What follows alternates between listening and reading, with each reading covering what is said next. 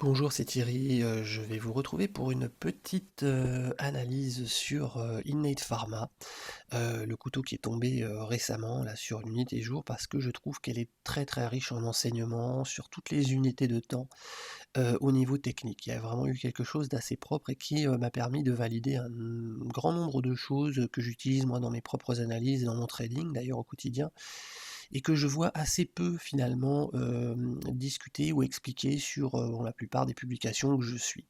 Donc je me permets simplement de vous partager ça parce que je pense que c'est vraiment très riche en enseignements si vous avez quelques minutes à y accorder. Alors avant toute chose, évidemment, je vous rappelle que ce n'est qu'une analyse technique, hein, que comme vous pouvez le voir sur la photo de profil ici, je ne suis pas du tout un conseiller financier ou un professionnel des marchés, et ce n'est pas du tout un conseil d'achat ou de vente, là vous êtes entièrement maître de vos décisions.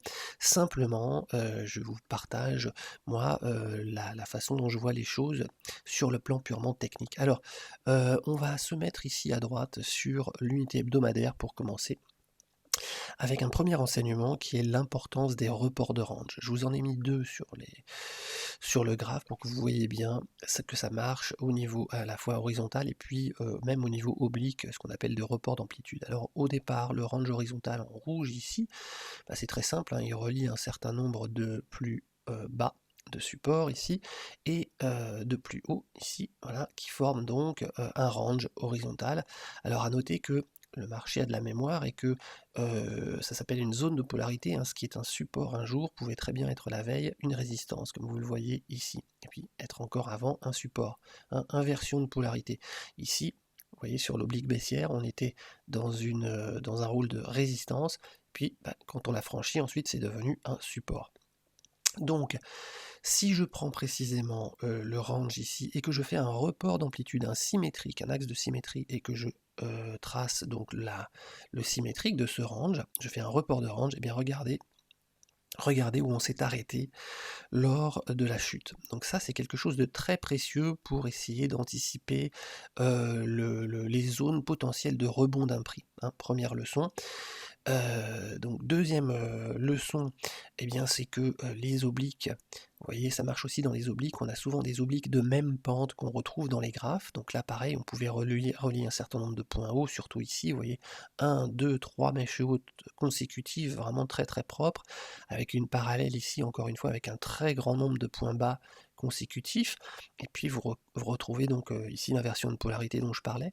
Donc quand vous faites un report d'amplitude, eh bien vous allez voir que le marché a de la mémoire, et ça c'est très intéressant.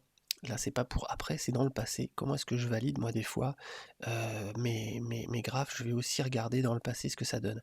Et là, alors je vais vous faire un petit zoom sans doute sur cette zone là, sur cette zone. On va y aller ensemble. Voilà, par ici. Et regardez, donc là je retrouve mon amplitude, mais je suis en 2014. Et en 2014 déjà, je me rends compte que eh bien là, ça jouait, cette oblique-là jouait zone de résistance, support ici, à nouveau zone de résistance, vous voyez, et c'est très propre, hein. Résistance à nouveau ici, support ici, et même là, ici, gap haussier, hein, résistance qui devient support. Donc cette oblique-là, bien entendu, elle jouait déjà un rôle il y a très longtemps au niveau des bougies. Ici, la suivante aussi, vous voyez que c'est une zone de résistance, on la retrouve là, en 2014, on la retrouve ici, en 2015. Donc n'hésitez pas, hein, second enseignement, à aller regarder loin derrière. Regardez ici aussi comment c'est net, là. Allez le regarder loin derrière, faites un zoom out sur vos graphes et regardez la validité. Plus vous allez avoir de la validité historique, plus vos reports, vos obliques vont avoir une chance d'être valides, hein. Voilà, ça c'est moi, c'est ce que j'utilise également, donc allez bien regarder derrière. Regardez également d'ailleurs ce que ça donne sur l'unité mensuelle à gauche, hein. Quand on a eu cette flèche basse là au mois de mars, on s'est arrêté précisément ici. Alors si vous preniez pas de recul, vous pouvez vous dire tiens pourquoi? Qu'est-ce que c'est un petit peu mystérieux tout ça, le trading c'est du chaos. Mais regardez si je prends l'historique là en unité mois depuis 2008. que je fais l'effort de prendre les 200 dernières bougies et je vois très bien que j'avais une résistance horizontale ici, une fois, deux fois, trois fois, puis on l'a franchi, inversion de polarité, c'est devenu un support, et des années plus tard, eh bien, on s'en rappelle et on rebondit pile dessus. Donc allez vraiment regarder, faites l'effort d'aller regarder loin derrière pour vos axes, pour vos zones de polarité.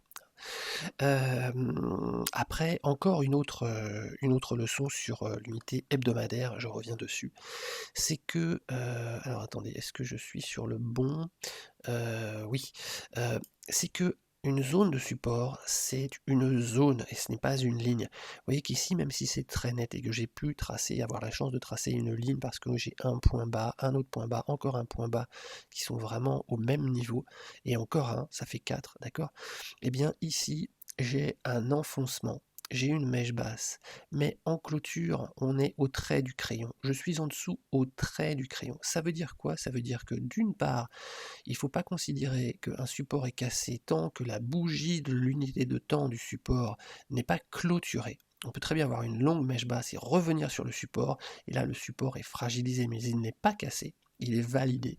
Et d'autre part, quand c'est au trait du crayon et qu'on n'est pas trop loin en dessous, eh bien on a une force de rappel. La force de rappel joue son rôle, donc c'est pas dès qu'on a passé la ligne, ça y est, c'est cassé, ça va s'effondrer, pas du tout, il faut faire attention, et c'est pour ça que là, après, en termes de money management et de la façon dont vous gérez vos stop loss, cet enseignement a vraiment beaucoup d'importance par rapport à la façon dont vous allez gérer votre risque, etc. N'oubliez pas qu'un support, souvent on l'enterre trop vite, dès qu'on le voit casser, on se dit ça y est, c'est terminé.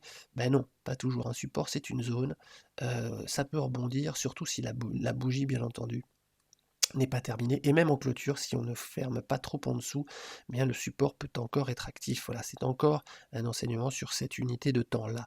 Alors je vais passer également aux unités de temps plus courtes. Cette fois-ci, à gauche, vous allez avoir l'unité jour, et à droite, l'unité 2 heures. Alors regardez, alors on a encore plein d'enseignements, là, moi je trouve ça génial, cet exemple de Innate Farlama pour le coup. Alors, le couteau qui tombe. Faut-il essayer de rattraper un couteau qui tombe? Alors, moi, ma réponse, c'est j'ai essayé 2 fois, pour la simple raison que j'ai des années de trading, d'expérience, et que je suis derrière les écrans et que je regarde sur des unités extrêmement courtes. Je ne me permettrai jamais de faire des tentatives sur un couteau qui se casse la figure comme ça, de perdre un gros pourcentage ou d'acheter en ne regardant pas les unités très très courtes, puisque c'est de là que va se matérialiser d'abord un rebond s'il doit avoir lieu. Donc sur Twitter, je l'ai expliqué d'ailleurs de façon très transparente et en temps réel, j'ai fait 2 tentatives, les 2 fois j'ai perdu moins de 1%, mon stop loss a été exécuté, je me suis pas fait mal.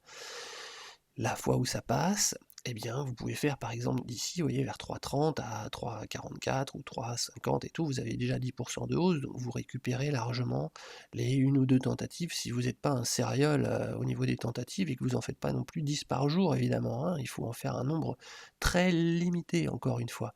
Donc je n'invite pas à rattraper des couteaux baissiers, mais je vous dis que c'est possible avec une certaine expérience, et surtout, surtout si vous êtes très prudent, vous serrez votre stop loss, vous n'abusez pas sur le nombre de tentatives et vous allez vraiment regarder les unités très courtes. Si vous n'avez pas tout ça avec vous, moi je vous dis abstenez-vous, vous allez y perdre au final. Par contre, ce qui est intéressant là de suivre aussi, c'est que vous voyez, vous aviez un couloir baissier ici sur l'unité jour, hein, on pouvait l'identifier de façon très claire avec un point bas, deux points bas, et en reliant la parallèle ici, un point haut, deux points hauts, trois points hauts, quatre points hauts, bon, il était évident à suivre.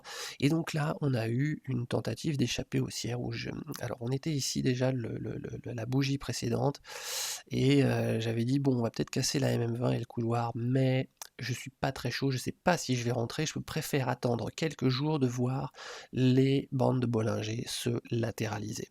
Ça, c'est extrêmement important. Je vois peu d'analyses montrer les bandes de Bollinger. Elles sont vraiment très précieuses pour voir dans quelle phase de marché on se situe et ce qui va se passer. Alors les phases de marché, c'est très simple. Vous avez des phases de marché où la volatilité accélère, augmente, avec des Bollinger qui divergent. Après, eh bien, ces Bollinger, elles vont en général converger et vous allez avoir donc une diminution de la volatilité. Et après, vous allez passer dans une phase plus neutre, comme ici, une phase de range où là, mais dans un certain temps, les cours vont osciller entre les deux bandes avant de retrouver de l'énergie et de repartir en phase de divergence des Bollinger avec un nouvel élan, une nouvelle impulsion, une nouvelle direction. Et donc là, très clairement, quand on a fait cette tentative de sortie au-dessus de la MM20 et du couloir baissier, eh bien nous nous retrouvions en, en pleine contraction des Bollinger, avec surtout une phase où la Bollinger supérieure descend, mais comme un missile quasi verticalement vers les cours.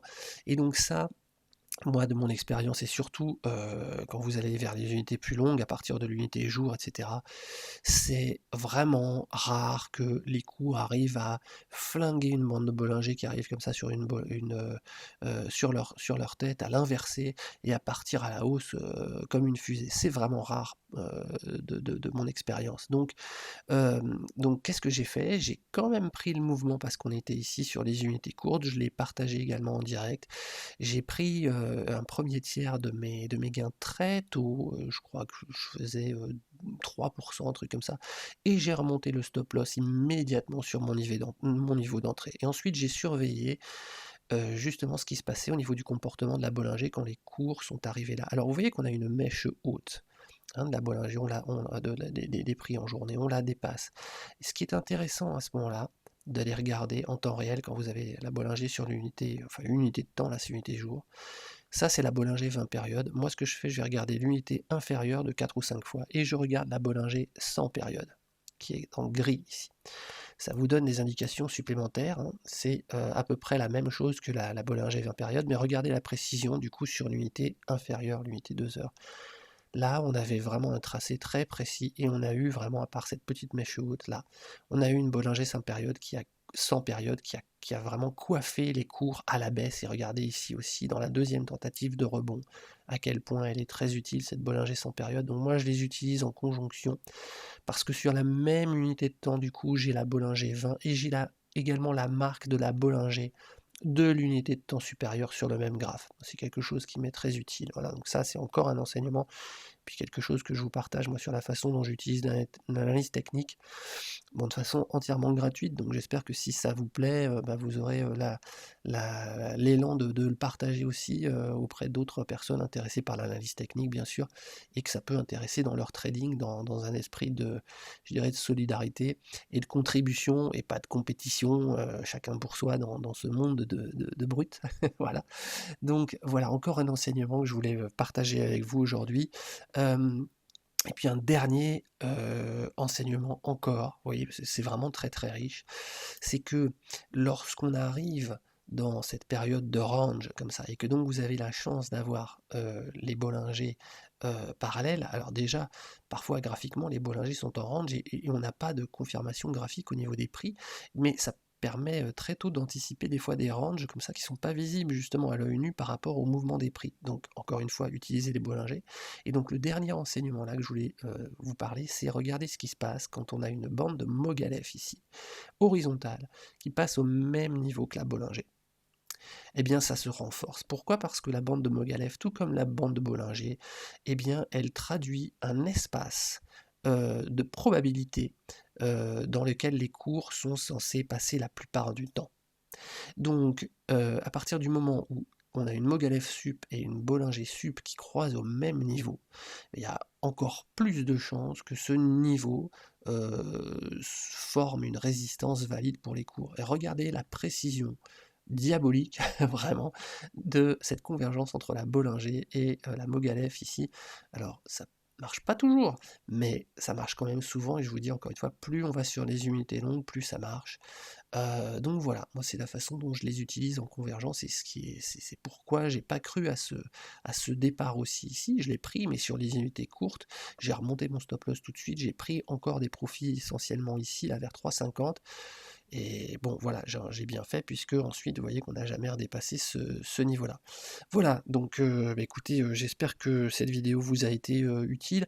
Si c'est le cas, bah écoutez, merci de me mettre un petit pouce, c'est pas pour me faire de la pub, c'est simplement pour que je sache que ça contribue hein, et que ça vous sert et que vous êtes content de mes vidéos parce que moi c'est, vous voyez là, il était 7 heures du matin quand je l'ai commencé, j'ai mis mes écrans en place et tout.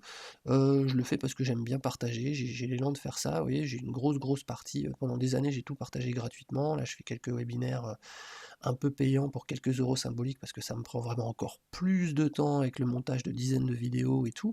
Mais voilà, faites-moi juste savoir que ça vous est utile, pour que moi ça me donne l'élan de continuer à partager, à faire de nouvelles, vidéos sur ce thème. Je vous souhaite un excellent week-end et je vous dis à bientôt.